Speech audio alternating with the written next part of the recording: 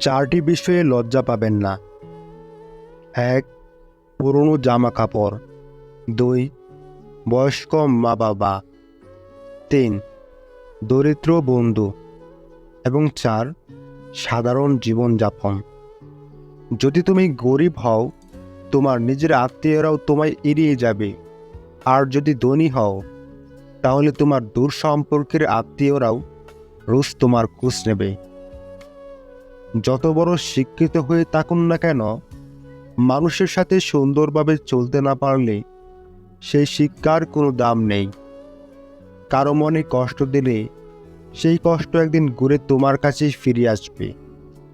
সম্পর্ক তৈরি করার আগে নিশ্চিত হন আপনি তার প্রিয়জন নাকি প্রয়োজন।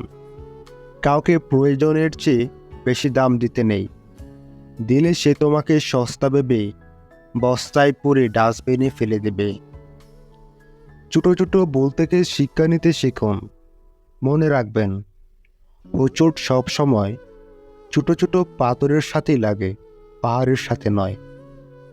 হারিয়ে যাওয়া সূর্যকে ফিরে পেতে 12 ঘন্টার সময় লাগে, কিন্তু হারিয়ে যাওয়া বিশ্বাস সারা জীবন অপেক্ষা করলেও আর ফিরে পাওয়া যায় না।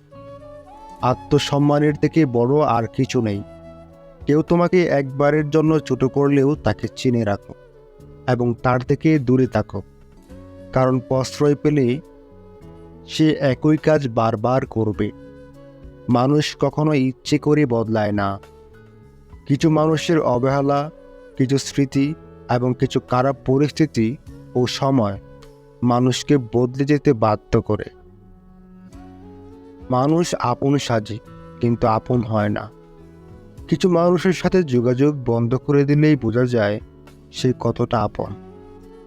বাবার পেশা যাই হোক না কেন, প্রত্যেকটা সন্তানের কাছেই তার বাবাই সেরা।